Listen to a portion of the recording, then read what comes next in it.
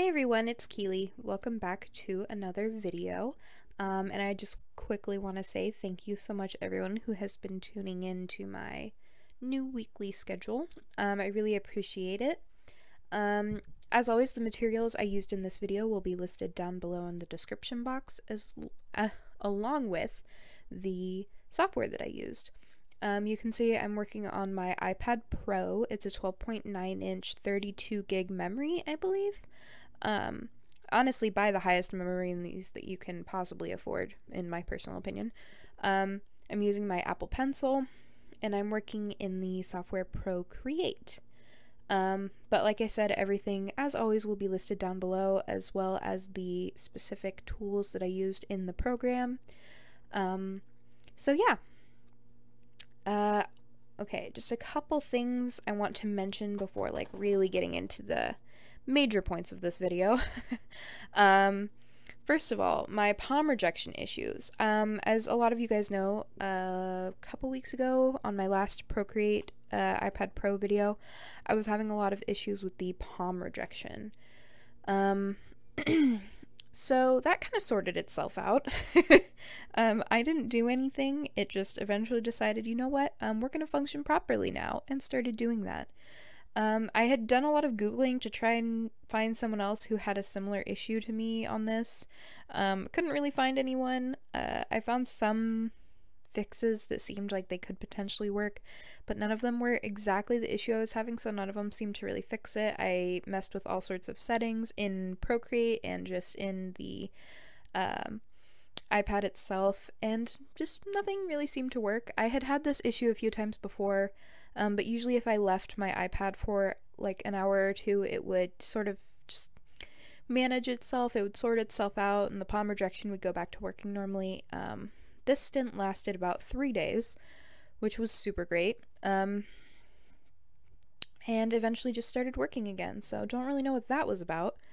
But to solve the problem, I was using a microfiber cloth in that particular video that you guys saw under my hand to act as a palm guard.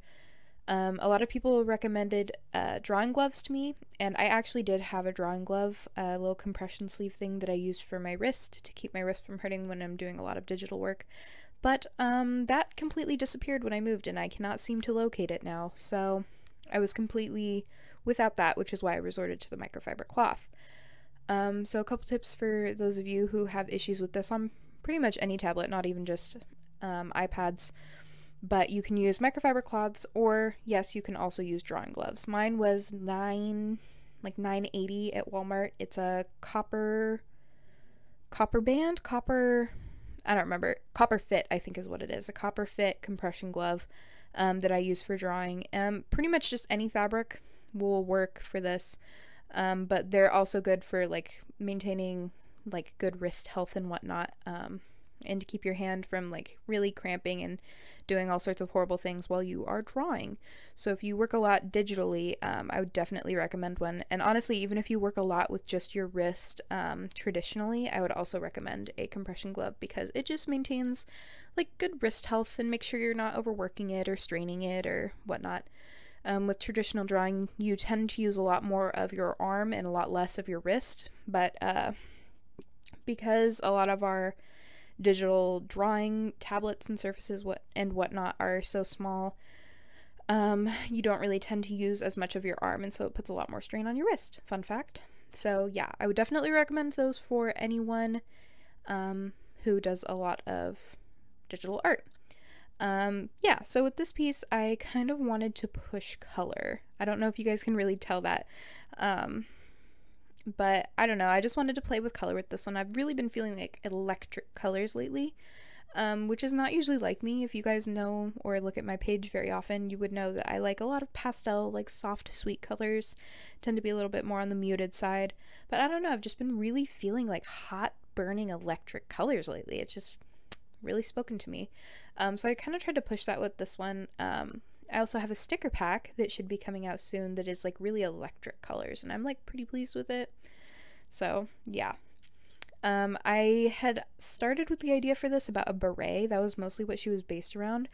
I really just wanted to draw a cute girl with a beret, because I don't think I've ever drawn a beret before. and it kind of accidentally turned into a Night Vale intern. If any of you guys listen to the podcast, Welcome to Night Vale, you will know exactly what I'm talking about. She looks like how I imagine their interns looking. I've drawn a Night Vale intern before, but she didn't really turn out that good, but this one I'm actually pretty happy with. So if you guys are interested in, I don't know, maybe prints or stickers, what have you, of her, let me know, and I will consider adding those to my shop so that y'all can, you know, get your hands on them. Speaking of shop, if you guys are interested in buying any of my artwork, the link to my Etsy store, as always, is linked down below along with all my other social media. So yeah, if you guys are interested in that, you can have a peek down there. Oh, the other thing I wanted to mention was Mermay. If you guys are very active in the online art community, you would know that Mermay is a drawing challenge of sorts. That I'm not really sure what the exact like precedent or rules are per se, but the general gist of it seems to be that you draw mermaids every day. I don't know if that means a new mermaid each day or just drawing mermaids for the whole of the month, you know, as they go. I don't really know, but I took that to be a mermaid every day because I like to suffer and I love pain. So I took it upon myself to make a prompt that no one asked for and no one likes. And I made a mermaid prompt.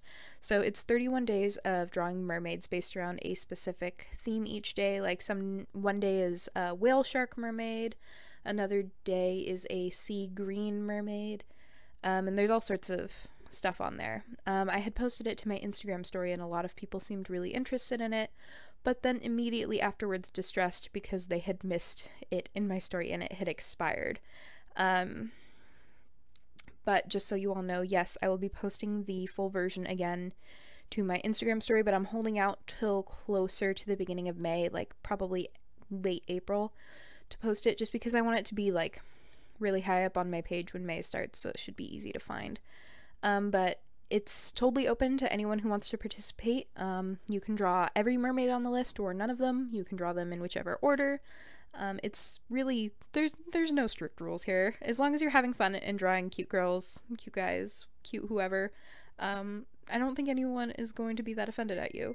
So, but yeah, I will be posting that to my Instagram so that you guys have access to that when the time comes. So don't sweat it. You will definitely be able to find it. But I had also included a hashtag on the picture that says Keely's Merms, I believe is the tag I chose.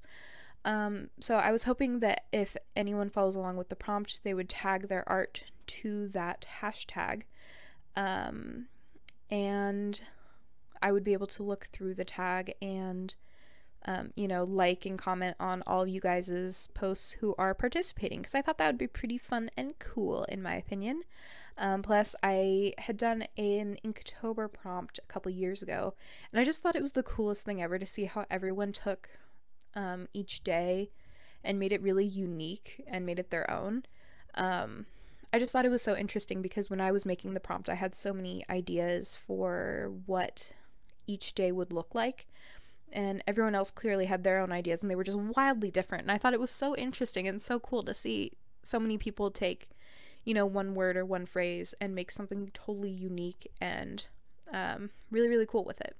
So I had a lot of fun with that, and I thought it would be fun to do it again this year. So like I said, that'll be posted on my Instagram closer towards the beginning of May. I just don't want it to get buried under other posts and people have to like dig to find it. So don't worry, you will be able to find it. So yeah, yeah, that was pretty much all I had to talk about this week. Thank you so much everyone who has been tuning in to my weekly videos. I've been trying really hard to stay on a good schedule and stay responsible and on top of things. So, I've had a couple people message me to see if I'll go up from one video a week, and honestly at this point I really cannot manage it.